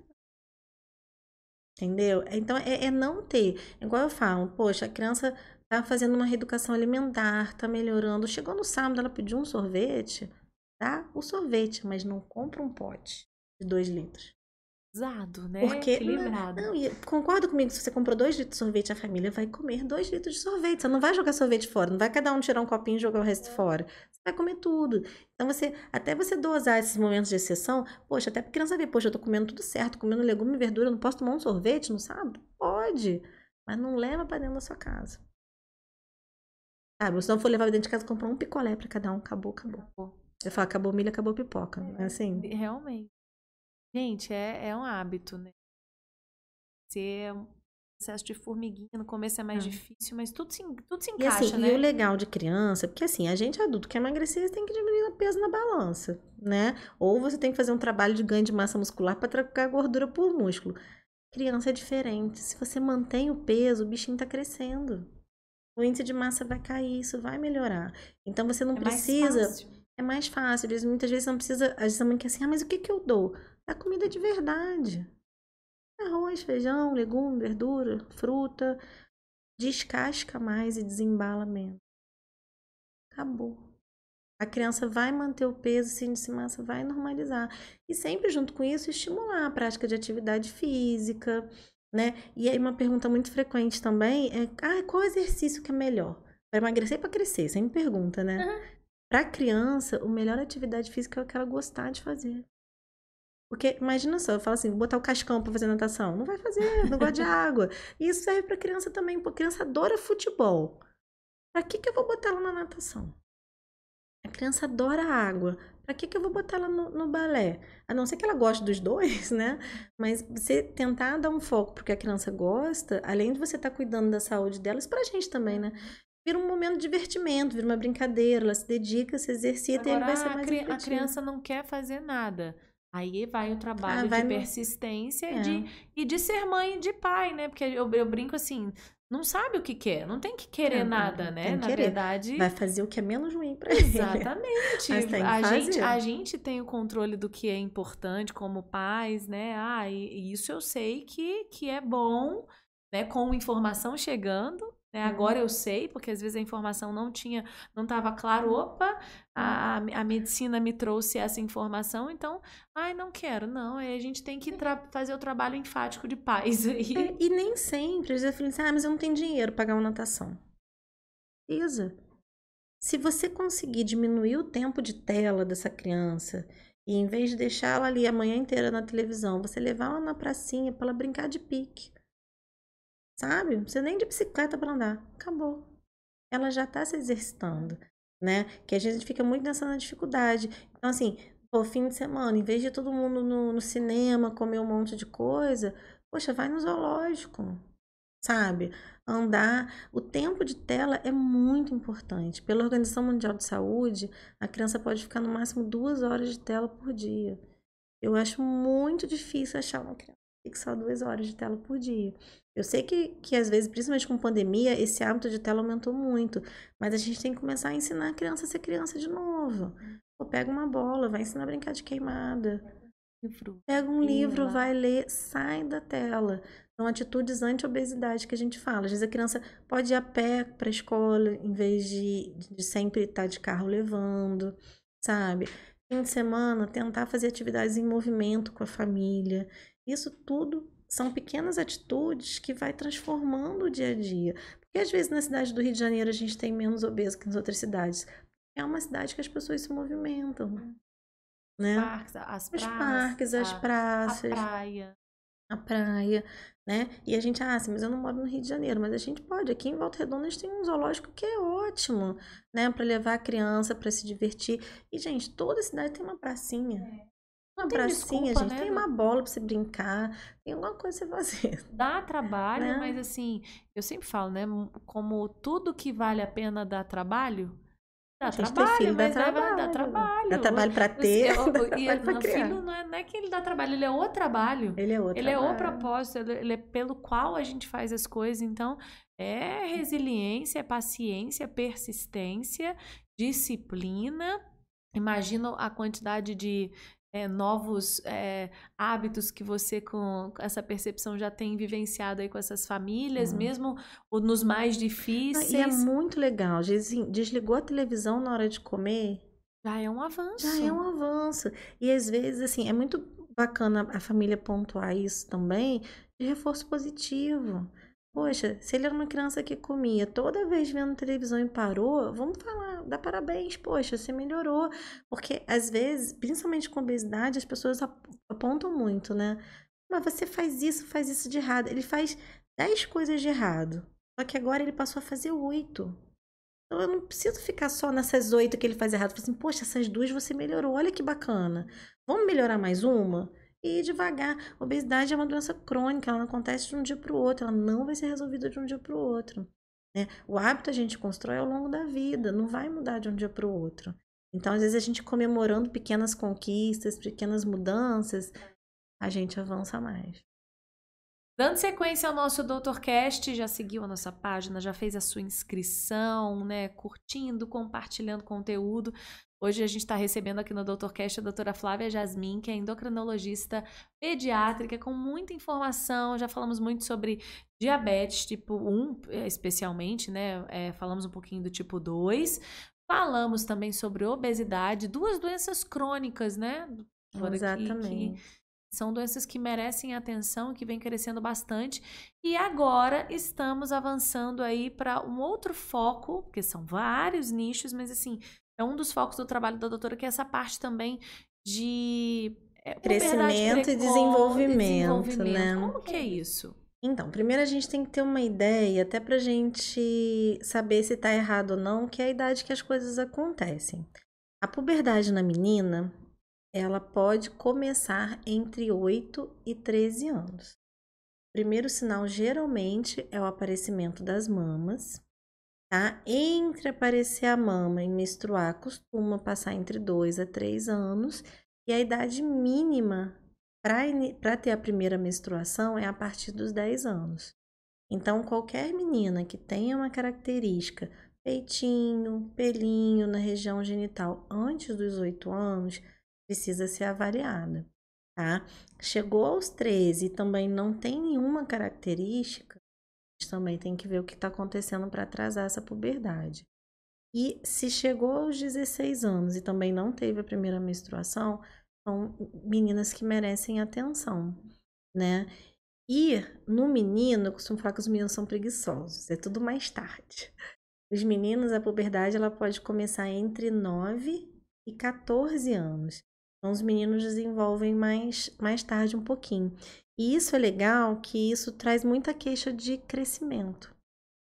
Essa diferença entre a idade do menino e da menina, porque as meninas, além de começarem a desenvolver mais cedo, o estirão, que é aquela esticada, né, que o adolescente dá, da menina é logo no início. Começou a desenvolver peitinho, as meninas esticam. Os meninos preguiçosos, além de começar mais tarde, o estirão é no final do desenvolvimento. Então, essa fase de desenvolvimento de adolescência gera muito sofrimento nos meninos, porque às vezes é aquela turminha que as meninas foram, cresceram, alguns meninos foram, porque começaram com 9, 10 anos, e aí tem o time dos preguiçosos, que começam a desenvolver mais com 11, 12 e vão fazer o estirão lá na frente. Que tá normal Que tá também. normal, mas a gente não, às vezes a família não tem não tem esse conhecimento, nem tem que ter, né, também. Uhum. E a gente compara com quem? A gente compara com o vizinho, a gente compara com um colega de turma. Até com a gente, às vezes Até mesmo com o a pai, gente, né? exatamente. Então, a idade que começa, a maneira que desenvolve a puberdade, influencia muito no crescimento, né? Claro que a gente tem o crescimento que é deficiente, né? Por isso que a gente tem um gráfico. Toda criança que tem a caderneta de vacinação, tem um gráfico de altura, peso e índice de massa. E ela tem aquela linhazinha verde, né? E tem a vermelhinha de baixo e a vermelhinha de cima. A grande maioria das mães acham que a criança tem que ficar no verde o tempo inteiro. Não necessariamente quando a gente pensa em altura. Aquela linha verde é a média da altura para aquele sexo e aquela idade. Só que se você tá da linha verde até a vermelhinha de baixo, a altura é normal, só que são famílias que não são tão altas. Se tá no verdinho até a vermelhinha de cima, também é uma altura normal, só que famílias mais altas. Quando que a gente pensa numa baixa estatura, para a gente pensar em algum problema de crescimento? Quando essa altura está abaixo dessa última linha do gráfico, que é o percentil 3, que a gente chama. Então, uma criança que cresce abaixo dessa última linhazinha vermelha, ela pode ter um problema de crescimento e aí ela merece investigação. É um tratamento, né? Merece um tratamento. Não necessariamente a gente acha que toda criança que não cresce é hormônio de crescimento, não. Doenças de tireoide atrapalham o crescimento. Às vezes, doenças genéticas. Todas as meninas que crescem abaixo têm que afastar uma síndrome genética que chama síndrome de Turner. Geralmente, criança que não cresce bem, a gente tem que pensar em doença desabsortiva. Na verdade, a investigação de crescimento, a gente primeiro busca tudo que não é hormonal, para depois a gente ir pro hormonal, que é muito mais comum a gente diagnosticar outras coisas até do que uma deficiência de hormônio de crescimento mesmo. Qual a idade que começa a investigar, assim? Você falou aí da síndrome de Turner. Turner.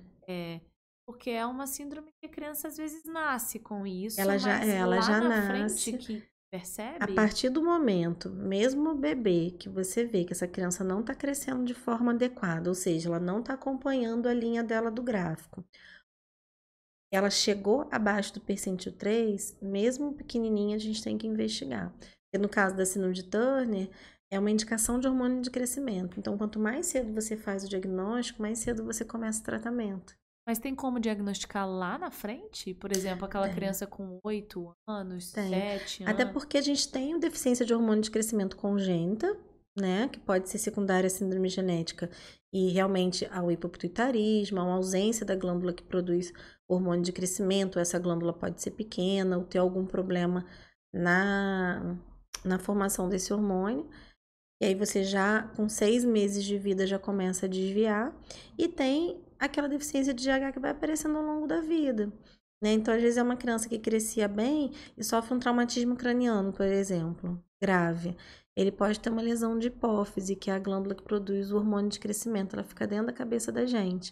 Então, se ele tem um traumatismo craniano e faz uma lesão, ele vai desenvolver a deficiência ali. Então, ali ele vai desviar de crescimento. Tem umas intercorrências nesse Pode ter umas intercorrências. Mas as síndromes, por exemplo, ela não pode aparecer lá na frente. Não. Geralmente é muito Às vezes mais... você demora a fazer o diagnóstico. Uhum. Às vezes não é... As síndromes genéticas, elas têm umas características físicas, mas pode não ter muito, não chamar tanta atenção e demorar um diagnóstico. Por isso que o acompanhamento pediátrico regular é muito importante, porque toda consulta pediátrica, o médico deve pesar, medir e colocar no gráfico. Então, se isso estiver saindo do esperado, já é um sinal de alerta para pensar em algumas doenças e pensar também na deficiência hormonal. A gente tem também aquelas crianças que crescem muito, né? A gente está falando de Tem baixa alta estatura, tem alta estatura, que pode significar, inclusive, uma puberdade precoce. Né? Uma das causas, né, frequentes de alta estatura é a puberdade precoce, porque quando você tem o desenvolvimento sexual mais cedo, avança a idade óssea, avança o desenvolvimento todo da criança e avança o crescimento. Então, você pega uma criança que a altura é acima daquela última linhazinha lá de cima do gráfico. Se isso não está dentro do potencial da família, isso significa que tem alguma coisa acontecendo também. Uhum. E se você trata a puberdade precoce, você prolonga o crescimento dessa criança. Se você não trata, essa idade óssea vai avançando, vai avançando, vai avançando, e pode ter o fechamento das placas de crescimento. Então, você tem uma criança grande, ela está desenvolvendo de forma precoce, mas ela também termina o desenvolvimento e termina o crescimento dela cedo. E ela pode ter uma baixa estatura na vida adulta. Além do desenvolvimento... Ela cresce numa época muito, mas depois ela para de crescer mais cedo. Uhum. E aí também o desenvolvimento precoce, ele tem os desajustes também na criança. Às vezes uma menina de 8 anos não está preparada para ter um corpinho de mocinha. Isso traz sofrimento, isso traz questões psicológicas que são danos importantes para a criança também, né? Agora, quando a gente fala de puberdade precoce, né? Como mãe de menina, me coloco aqui também nessa situação, a gente pensa assim, quantas meninas estão menstruando mais cedo? Mas aí o mais cedo a gente fica... O mais cedo acima Porque, dos 10 anos né? é aceitável, mas é que assim, há anos atrás a idade mais comum era 13 Aham. anos, hoje a gente tem visto mais com 11, Por quê? 12. Obesidade, né? Os disruptores endócrinos, são substâncias do ambiente, e quando a gente entra em contato, pode enganar o corpo como se fosse um hormônio. É, é questão mesmo do dia a dia, do sedentarismo, da obesidade, da exposição a agrotóxico, todas essas coisas que estão fazendo um desenvolvimento mais rápido. Além de até a sensualização mesmo, de muita tela, de muita informação que a criança tem numa idade não devida, isso vai adiantando potencializando E a gente isso. tá falando de menina e de menino. No menino é o quê? Porque aí na menina a gente já pensa na menstruação, mas no menino tem No outros menino é o fatores. desenvolvimento mesmo, né? E como ele acaba tendo altos níveis de testosterona mais cedo, pode ficar mais agressivo, né? Tem a coisa do corpo, né, de adulto numa cabeça de criança. Isso causa sofrimento, causa questões psicológicas também. E para o menino a questão da altura acaba doendo um pouquinho mais, né? Por ter essa cobrança da sociedade do menino ser alto, ser... Tudo ele acaba podendo desenvolver uma baixa estatura a longo prazo. Toda uma questão também, né, como você bem disse, emocional dessa criança e dessa família. Então é um Dessa momento que família, precisa ser cuidado com carinho. né? E às vezes a criança, por ela ter um aspecto mais maduro, ela é cobrada como se fosse mais velha também, né? Mas aqui Mas na você é grande, cabecinha. assim, ela é grande, mas ela tem 7 anos, ela tem uma puberdade precoce, ela precisa de tratamento, não que estimule ela a amadurecer para ter atitudes de uma criança de 10 anos. Ah, não, ela tem que ser criança, né? Desafiador também esse tema. É delicado lidar com as emoções dessa criança, com essa novidade de corpo, com essa novidade do ter e do também não ter, né? O meu amigo tem, Exatamente. eu Eu não sempre tenho. falo que os extremos sofrem, né? Primeiro a começar e o último, eles acabam se sentindo diferentes. Então, a gente saber que tem essa gama, né, de idades, de 8 a 13 na menina, de 9 a 14 no menino, para você explicar para o Tranquiliza, seu né? filho de 12 anos que é normal ele não ter ainda desenvolvido pelinho igual o amiguinho. E também é normal que o amiguinho tenha e que ele não tenha, né? Para isso chegar. E quando acontece de ser de forma precoce, né? Também explicar que, olha, isso é uma coisa que está acontecendo, a gente vai investigar a causa e se precisar a gente vai tratar. Saber o que está causando isso é muito Com importante. certeza, como é importante mesmo, mais uma vez, esse acompanhamento médico Porque de informação, conhecimento. pode ser desde uma disfunção hormonal e até tumores, né? Tem tumores que fazem desenvolvimento precoce, tem tumores que fazem alta estatura. Então, assim, é uma situação que sempre tem que pesquisar. Por isso, de novo, pediatra regularmente. Porque o pediatra vai saber. A mãe não tem que saber que com 7 anos não é normal a filha dela ter mama, A informação né? vem A dali, né? informação, você tá ali com o seu pediatra, ele vai saber e você vai estar bem amparado. Porque às vezes chega nessa idade, às vezes de 6, 7, 8 anos, a criança não fica muito doente, né? A pessoa não vai muito mais no pediatra, só vai se tiver uma dor de garganta, uma tosse. Ó, ó, ó, ó. Mas é importante, pelo menos a cada 6 meses, uma vez por ano, ir no pediatra de rotina para poder ter esse olhar, ter essa visão sobre como ele está crescendo, como está o ganho de peso. Já vai ver um sinal de obesidade, já vai ver um sinal de que o crescimento não está adequado, que o desenvolvimento não está adequado para poder procurar ajuda, porque pai e mãe não têm obrigação de saber tudo, né? Claro que hoje em dia a gente tem informação de vários Mas também locais. tem muita desinformação. Então, no É muita lugar seguro, desinformação. né, a gente fica Exatamente. mais amparado mesmo. Exatamente. Muito realmente precioso esse atendimento. Doutora, nossa, quanto bate-papo bom demais, né? A gente sabe que o tema diabetes ganhou mais espaço, mas os outros muito relevantes também, que eu acredito que o seu consultório, né? Quantas transformações, quantas vivências e experiências com essas crianças lindas e tão especiais aí no seu atendimento no dia a dia.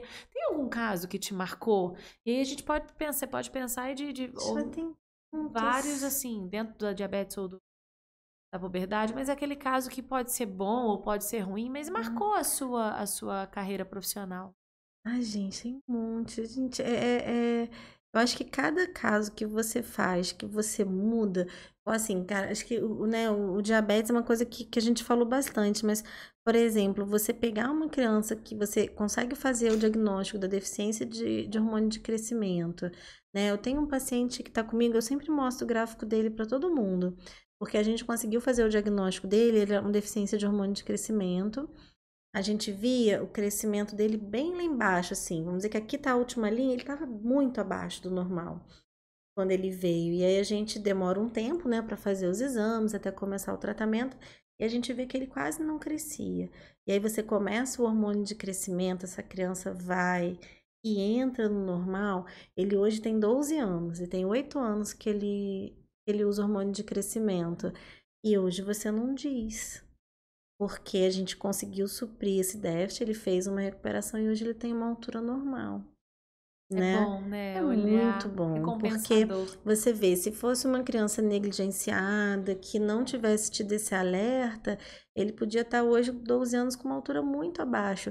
E o crescimento é muito dinâmico, né? Se você demora muito a começar a tratar, né? Às vezes chega alguns adolescentes com 16, 17 anos, as placas de crescimento já estão fechando. Você perdeu, você não consegue mais fazer muita coisa. Então, esse menino é muito legal, que às vezes eu uso muito ele de exemplo, assim, já tem um nomezinho na cabeça, eu vou lá, mostro ele. Para você ver que realmente o deficiente de GH responde muito bem e vai ter uma altura normal. Legal. Entendeu? Da mesma maneira que você às vezes pega uma criança diabética, eu tenho uma também, agora eu lembrei, que o sonho dela era comer algodão doce. Que é uma coisa que ninguém imagina, vou dar algodão doce para criança diabética. Mas ela tinha tanta essa vontade que a gente sentou com a nutricionista, viu a quantidade de carboidrato, foi num momento especial, numa festinha, a mãe aplicou e deu. A menina ficou feliz da vida. Agora um monte de gente olhou torto pra mãe, que essa mãe é maluca, tá dando algodão doce pra garota diabética. Mas não foi Não viu uma, todo o estudo não que foi uma teve. irresponsabilidade. Ela aplicou a insulina, deu e foi ser feliz comendo algodão doce. Pra você ver que às vezes coisas pequenas, né, que é você permitir que a criança coma uma coisa que ela sempre quis. Essa menina ela era diabética desde pequenininha, ela nunca tinha comido algodão doce. E ela queria de você realizar aquilo, quanto de um menino que poderia ter uma baixa estatura e isso prejudicar ele lá na frente, e você conseguir ao longo dos anos fazer isso. Eu acho que o mais legal, assim, pelo menos para mim, com que eu trabalho, é você transformar alguma coisa na vida da pessoa. Então, às vezes, é você ensinar para aquela mãe que aquele leite fermentado, que aquele, né, danoninho não é legal, e a partir daquilo ali você poder mudar a vida da criança, porque a mãe estava dando aquilo E e entendeu ia ter uma agora. obesidade lá na frente, então de você mudar. Eu acho que o mais legal é você mudar. As pequenas coisas que a longo prazo se transformam em grandes coisas, né? Pequenas transformações. Imagino tanto de caso com Ah, as tem suas muita história. crianças, muitas Tô histórias. velha já, não tem muita Ah! história. Quanta recompensa, né? Quanta gratidão de Ah, olhar o trabalho, às vezes ali, formiguinha mesmo, ai, deu resultado, e não é muito colher legal. isso. Você pegar uma família e transformando os hábitos, você vê, geralmente emagrece a família inteira, é muito legal.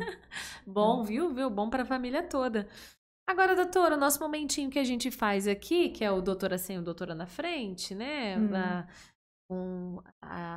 Você falar um pouquinho sobre quem é a doutora Flávia Jasmin. A Flávia Jasmin, tá? De sem doutora, que é difícil, eu sei que nessa profissão. É mais fácil sem É, mas doutora do só. que com doutora. É mesmo? O que você gosta de fazer? Fala um pouquinho da sua vida na parte pessoal aí, o que você pode compartilhar com a gente. A gente gosta de saber. Ah, gente, assim, eu tô num momento da minha vida muito tranquilo agora, né? Tô tentando, né, engravidar, então a gente tá fazendo por onde isso. Mas eu gosto Casada há quanto tempo, doutora? Ai, a gente tá junto o tempo todo até vai fazer 5 anos. Mas, assim, eu gosto. Gente, eu gosto de tanta coisa, eu gosto de cachorro, gosto de viajar, adoro viajar, né? Bom, né? Teve algum lugar que marcou aí? Ai, tem uma viagem que eu sempre falo pra todo mundo que foi a melhor viagem da minha vida, que foi o Caminho de Santiago de Compostela.